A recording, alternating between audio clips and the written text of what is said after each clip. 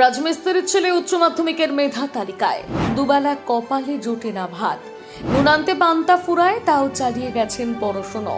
Doctor কিংবা engineer নন, হতে চান মস্ত বড় অফিসার। মাও সামান্য দিন মজুর, পড়াশুনো জানেন না তেমন, আর আজ তাদের ঘরের ছেলে নাম করছেন।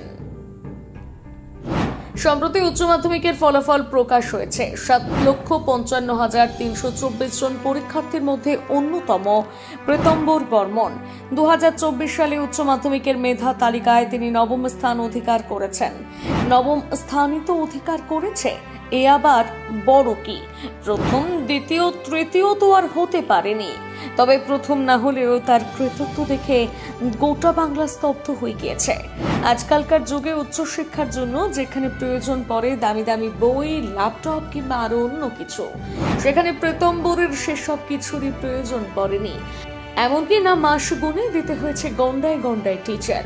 আর কি করে দেবেই বা বলুন, যার বাবা সাধারণ রাজমিস্ত্রি, তাদের কাছে এত কিছু বিলাসিতার সমান। প্রীতম্বর বর্মন উত্তর দিনাজপুর কালিয়াগঞ্জের মুস্তাফানগরের প্রত্যন্ত গ্রাম ভেউরের বাসিন্দা। বাবা উত্তম বর্মন পেশায় একজন রাজমিস্ত্রি। সংসার চালানোর জন্য পাড়ি দিতে হয়েছে সুদূর নেপালে।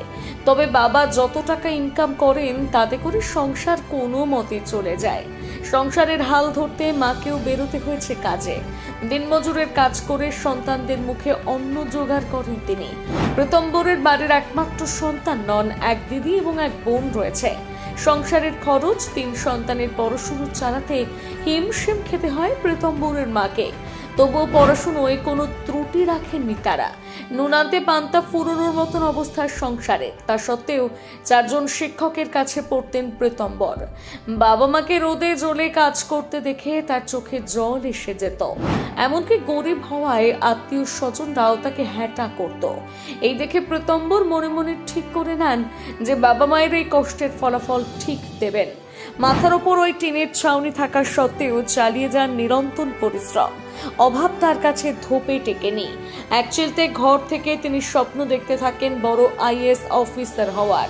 দিনরাত অক্লান্ত পরিশ্রম, অদম্য জেদ আজ তাকে আইএএস অফিসার হওয়ার পথে এক ধাপ এগিয়ে দিয়েছে। কালিয়াগঞ্জ তরঙ্গপুর নন্দকুমার উচ্চ বিদ্যালয়ের কলা বিভাগের ছাত্র তিনি। উচ্চ মাধ্যমিক দেওয়ার পর থেকেই তার মনে ভয় কাজ করতে শুরু করে। ফলাফল প্রকাশের দিন যত এগোতে থাকে ততই যেন তাকে ভয় গ্রাস করতে থাকে। এরপর যখন টিভিতে নবম স্থানে তার নাম ঘোষণা করা হয়, রীতিমতন সে চমকে যায়। বারবার উল্টে পাল্টে খবরের চ্যানেলগুলো দেখতে থাকে। প্রথমে বিশ্বাস করতে পারেননি, নিজের প্রাপ্ত নম্বর দেখে অবাক। কলা বিভাগে 488 অর্থাৎ 97.6% নম্বর পেয়ে মেধা তালিকায় নবম স্থান অধিকার করেন। এত আনন্দের মাঝেও তার চোখে জল চলে আসে।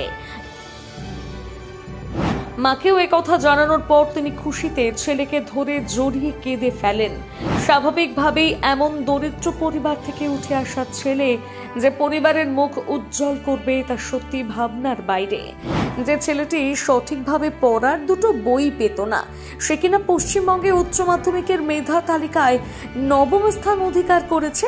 প্রীতম্বর জানিয়েছেন আজ তার এই সাফল্যের পেছনে বাবা মায়ের অবদান সবচেয়ে বেশি। এছাড়াও তার শিক্ষক শিক্ষিকাদেরও নাম নিতে ভুলে যাননি। শুনলে অবাক হবেন, প্রীতম্বর সারা বছর নয় বরং পরীক্ষার আগে 2-3 মাস সময়টাকে কাজে লাগিয়েছিলেন। সেই সময় তিনি 15 থেকে 16 ঘন্টা শুধু পড়াশুনো করতেন, আর তার এই পরিশ্রম বৃথা যায়নি। এখন তার লক্ষ্য আইএএস অফিসার হওয়ার। সমাজের জন্য তিনি কাজ করবেন এবং বাবা মায়ের মুখ উজ্জ্বল করবেন। সত্যি প্রীতম্বরের এই কৃতিত্ব প্রশংসার যোগ্য।